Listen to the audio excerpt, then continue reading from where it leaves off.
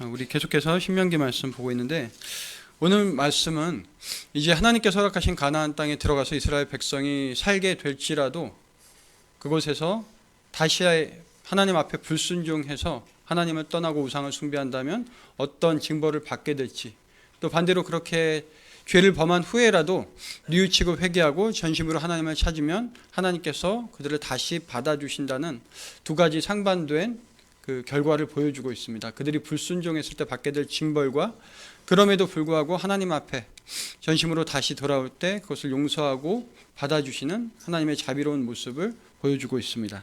우리 읽은 말씀 25절 말씀에서 모세는 내가 그 땅에서 아들을 낳고 손자를 얻으며 오래 살 때라고 전제를 합니다. 그 땅은 가나안 땅을 이야기합니다.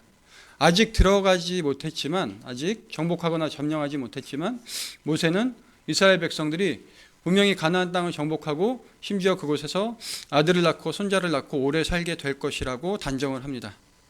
하나님께서 약속하셨기에 믿음으로 그 사실을 믿고 이스라엘 백성들에게 선포하는 것입니다.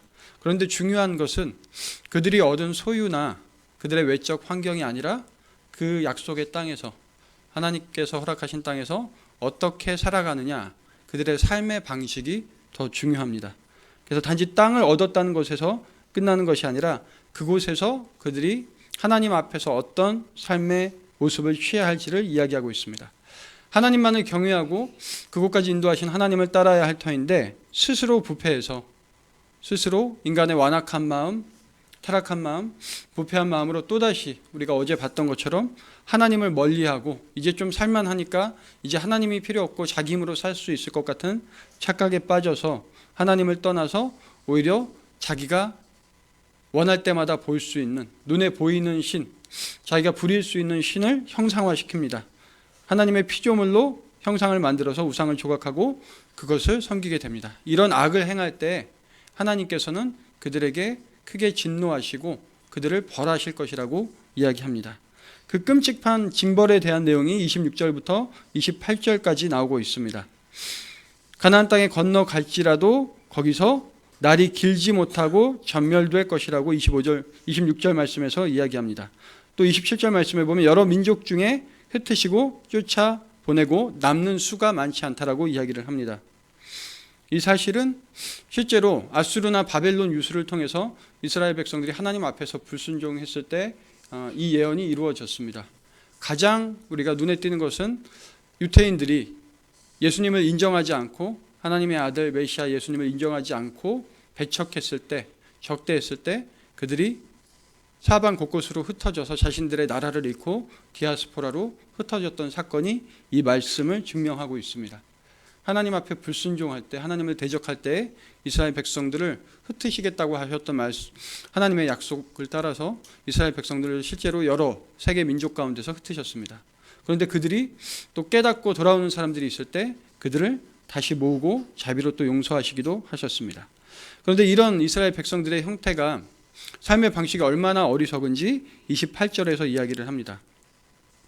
너희는 거기서 하나님의 약속의 땅 가나안 땅에 들어가더라도 사람의 손으로 만든 보지도 못하고 듣지도 못하고 먹지도 못하고 냄새도 맡지 못하는 목석의 신들을 섬긴다라고 이야기합니다. 사람이 손으로 만든 신, 피조물을 형상화시킨 거짓 우상은 아무런 감각이 없습니다.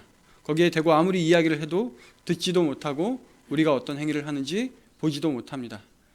무능하고 무력한 이방 신을 섬기는 것, 거짓 신을 섬기는 것이 이스라엘 백성들 뿐만 아니라 또한 타락한 하나님을 떠난 모든 인간의 어리석은 모습입니다.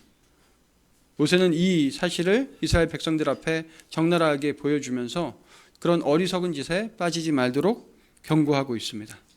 반면에 하나님께서는 우리가 어떻게 행하고 있는지 보고 계시고, 우리가 기도할 때 듣고 계시고, 우리가 어떤 상황에 처해 있는지 모든 상황을 알고 또 그 모든 상황들을 풀어서 하나님의 선한 이치대로 이끌어 가시는 분입니다.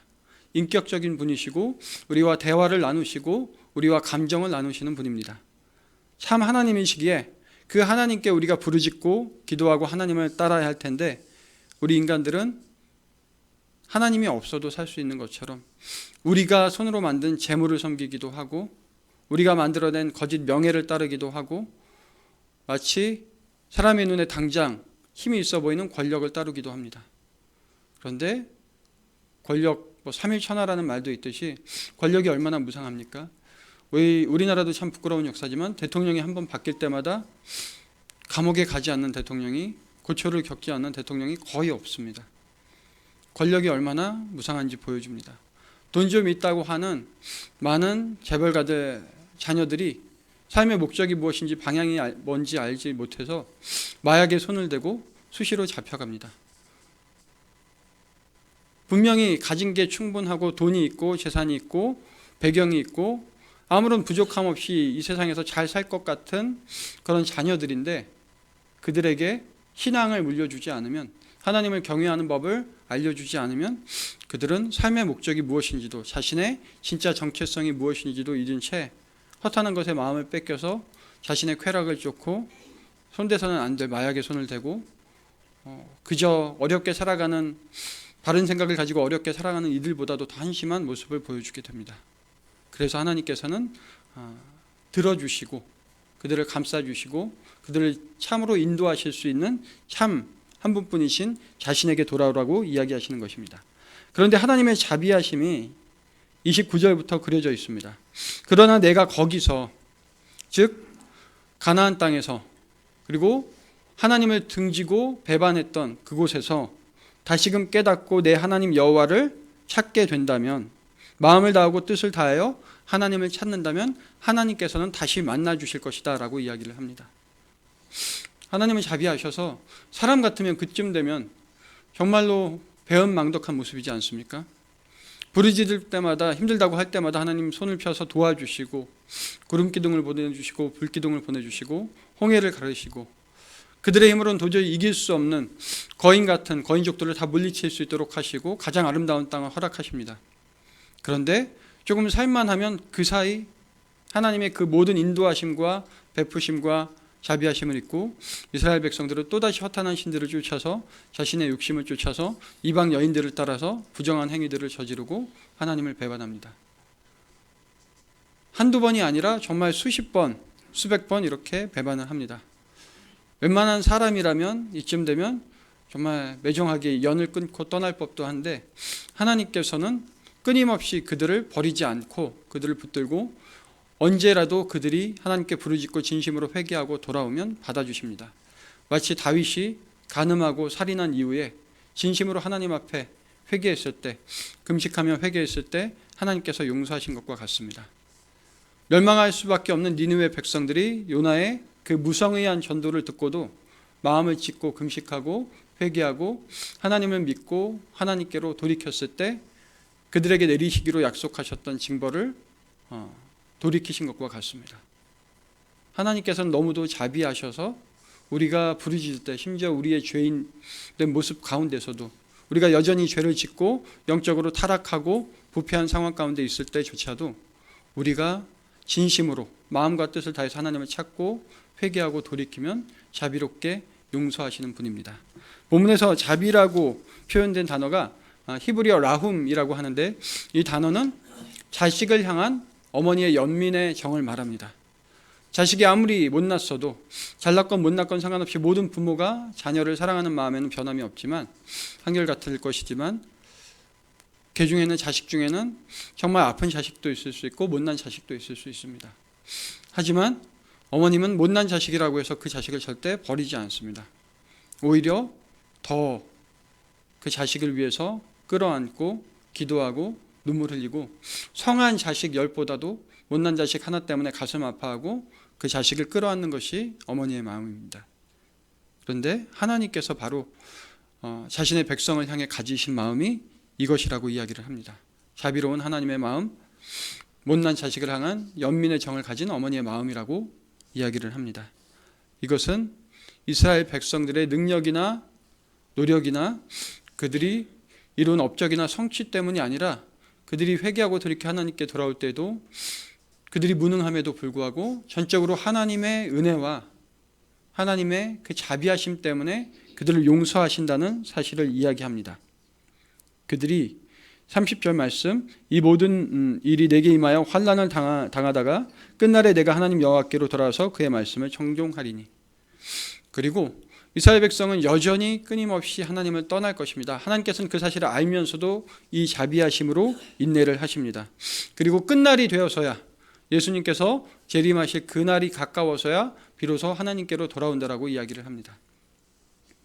그래서 어떤 선교사님들 또 어떤 성경학자들은 선교사적으로 성경에 이와 같은 내용들이 여러 차례 언급되어 있는데, 선교사적으로 해석을 할 때 유태인들이, 예수님을 인정하지 않는 유태인들이 비로소 예수님을 인정하고 하나님 앞에서 또 예수님을 메시아로 인정하고 돌아올 때야, 그때야 비로소 세계의 선교의 역사가 끝나고 예수님께서 재림하실 것이라고 이야기하기도 합니다. 그날이 언제가 될지는 모르지만 우리 인류 기독교 선교 역사에 있어서 아프리카, 유럽을 시작해서 모든 아시아와 남미까지 다 돌고 다시금 이제 중국, 중동을 거쳐서 이스라엘로, 유태인들에게로 복음이 들어가서 그들이 하나님께로 돌아올 때 선교 역사가 끝날 것이다 하는데, 많은 분들이 성경적으로 공감하는 부분이 있기도 합니다. 우리가 정확히 알 수는 없지만 그날이 언젠가는 꼭 오리라고 믿고 기대를 합니다. 왜냐하면 하나님께서 성경 가운데 말씀하셨기 때문에 그렇습니다. 하나님께서 이스라엘 백성을 용서하신 것도 바로 하나님의 그 약속과 언약에 근거하고 있습니다. 아브라함과 이삭과 야곱에게 약속하셨던 것, 약속의 땅을 너희에게 주겠다, 너희의 자손들을 별과 같이, 하늘의 별과 같이 많게 하겠다라는 하나님의 그 약속, 31절 말씀에 언급된, 하반부에 언급된 내 조상들에게 맹세하신 언약을 잊지 않으셨기에 자비하신 하나님께서는 우리들의 패역함과 우리들의 영적인 타락에도 불구하고 우리를 버리지 않고 멸하시지 않는다라고 이야기를 합니다. 하나님께서는, 우리가 어제 보았던 하나님은 질투하시는 하나님이었습니다. 우리를 사랑하시기에, 너무도 사랑하시기에 질투하시는 하나님. 하지만 동시에 정말로 사랑하기에 그의 잘못을 보면서도 또다시 용서하고 품어주는 것처럼, 오늘 우리가 만나게 되는 하나님은 자식을 돌보는 어미의 심정으로 우리에게 연민의 정을 느끼시고 긍휼을 베푸시는 자비하신 하나님입니다. 우리가 지금 영적으로 어떤 상태에 있건 간에, 우리의 심령이 어떠하건 간에, 내가 차마 사람들 앞에서, 하나님 앞에서 고백할 수 없는 부끄러운 영적인 죄악이 있고, 나의 잘못이 있고, 나의 하나님 앞에서 결코 일어서지 못하고 쓰러져 있는 그런 영적인 모습이 있을지라도 우리가 하나님 앞에 부르짖고 기도하면 목석이 아닌 참신이신 하나님께서는 분명히 들으시고 그 가운데 응답하십니다. 또한 우리가 패역한 행위를 했을지라도 우리가 진심으로 뉘우치고 깨닫고 회개하고 하나님께 돌아올 때 하나님께서는 언제든지 그 자비의 마음으로 우리를 다시금 품어주십니다.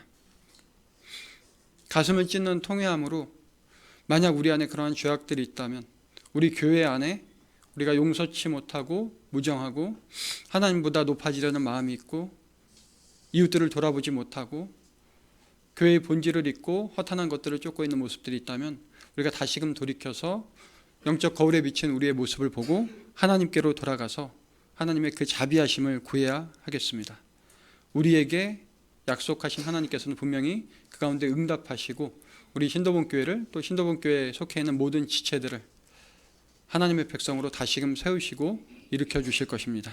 우리 오늘의 삶 가운데서 그 자비로우신 하나님, 용서하시며 품어주시는 하나님, 어미의 심정으로 우리를 품으시는 하나님을 만나는 그런 하루가 될 수 있기를 기대합니다. 함께 기도하도록 하겠습니다. 하나님 아버지, 감사합니다. 오늘은 자비하신 하나님에 대해서 우리가 다시 한번 묵상했습니다. 우리를 너무도 사랑하기에 우리가 허탄한 데 눈을 돌리지 못하도록 우리를 질투하시기도 하지만, 또한 우리가 깨닫고 뉘우쳐 진심으로 회개하며 마음과 뜻과 정성을 다해서 하나님께 돌아올 때 어미의 심정으로 품어주시는 하나님을 우리가 배웠습니다. 그 자비의 하나님을 의지하며 오늘 하루를 살아가고자 합니다. 하나님, 우리의 영적인 모든 죄악들, 우리가 삶 가운데서 말로 행동으로 손과 발로 저지른 모든 죄악들 용서하시고, 혹시라도 우리 안에 하나님보다 더 사랑하는 것들, 하나님으로부터 눈을 돌려서 허탄한 곳을 바라보는 모습이 있다면 용서하시고 돌이켜서 전심으로 하나님을 따르기 원합니다. 자비하신 하나님께서 오늘 하루도 우리와 동행하여 주시고 우리 신도본 교회에 또 우리 새로운 담임 목사님을 기다리는 우리 신도본 교회에 하나님의 은혜로 귀한 목자를 허락하여 주시며 또 흩어져서 각자의 삶의 자리에서 최선을 다해서 살아갈 우리 사랑하는 지체들에게 또 그 가정과 자녀들에게 하나님 그 자비의 마음을 한없이 부어주시기를 간절히 소망합니다. 감사드리며 예수님 이름으로 기도합니다. 아멘.